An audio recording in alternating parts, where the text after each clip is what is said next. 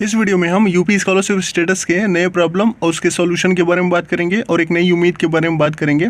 तो शुरू करते हैं अपना वीडियो बिना टाइम वेस्ट किए।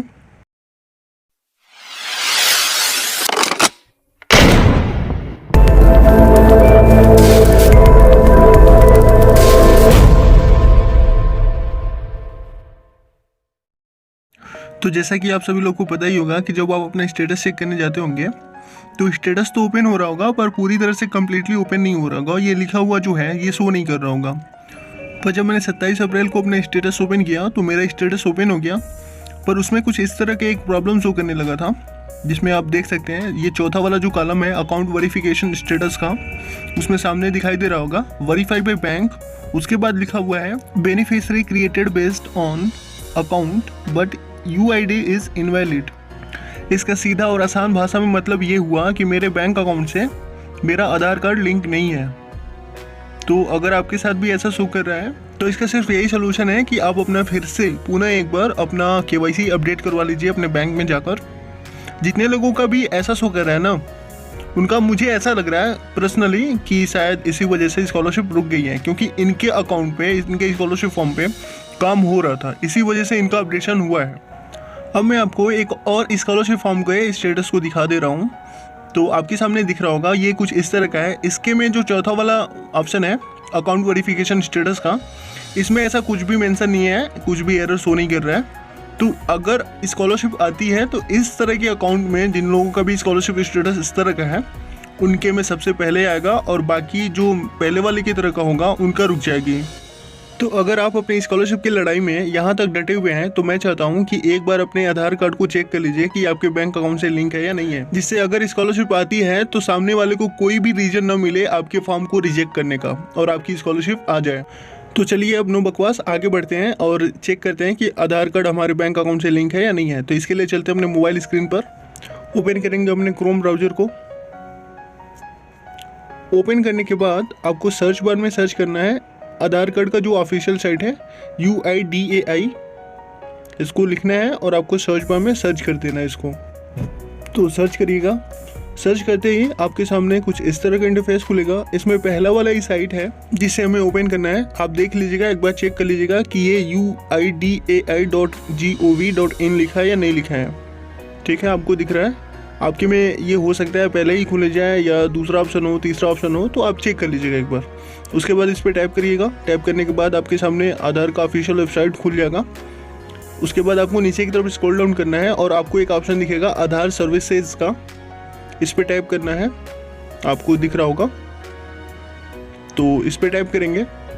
टैप करते ही हमारे सामने कुछ इस तरह का इंटरफेस खुलेगा। आपको नीचे की तरफ स्क्रॉल डाउन करना है। आप नीचे आएंगे तो यहाँ पे आपको एक ऑप्शन दिखेगा आधार लिंकिंग स्टेटस, तो इस पर आपको टैप करना है। जैसे ही टैप करेंगे आपके सामने कुछ इस तरह का इंटरफेस खुलेगा। इसमें आप ये चेक कर सकते हैं कि आपका आधार किस बैंक अकाउंट से बैंक अकाउंट से जुड़ा है या नहीं जुड़ा है। तो यहाँ पे आपको अपना आधार कार्ड डालना है। जिस भी आधार कार्ड को आपको चेक करना है उसको आप यहाँ डाल दीजिएगा और कैप्चा कोड फिल कर दीजिएगा। उसके बाद सेंड OTP पे आपको टैप करना है। तो जैसे ही सेंड OTP करेंगे आपके रजिस्टर्ड मोबाइल पे एक OTP जाएगा, जिसको आपको इसी पेज पे नीचे की तरफ स्क्रॉल डाउन करिएगा तो वहाँ अपना OTP इंटर करना है और सबमिट कर देना है। तो चलिए करते हैं। तो मुझे मेरा OTP आ गया है, आप देख सकते हैं मैसेज आया है, मुझे आपको दिखा दे रहा हूँ। तो चलिए अब OTP फिल करते हैं। एकदम नीचे की तरफ इस पेज पे स्क्रॉल डाउन करना है। नीचे आएंगे तो यहाँ आपको दिख रहा है सामने ही इंटर OTP, तो यहाँ OTP इंटर करते हैं। आप अपना OTP इंटर करके सबमिट कर दीजिएगा। तो चलिए कर देते हैं। तो लिखते हैं हम अपना OTP 382807 और सबमिट कर देते हैं। सबमिट करते ही आपके अगले पेज पे आप देख सकते हैं कि जैसे मेरे में दिखा रहा है कि your Aadhaar is not link to a bank. इसका मतलब ये हुआ कि मेरा जो ये आधार कार्ड है ये किसी भी बैंक अकाउंट से लिंक नहीं है, और इसी के वजह से मेरा जो स्कॉलरशिप का स्टेटस था उसमें ये भी शो कर रहा था कि मेरा आधार कार्ड किसी भी बैंक अकाउंट से लिंक नहीं है। तो अभी यहाँ से आके चेक कर सकते हैं ऐसे ही।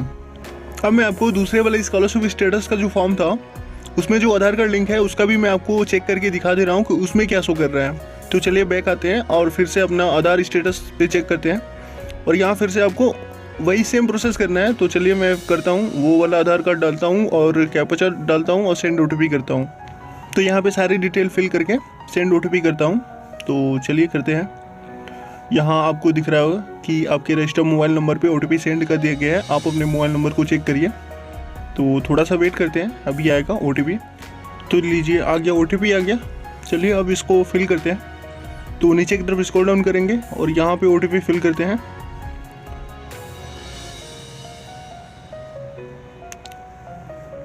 ओके 845319 और सबमिट करते हैं।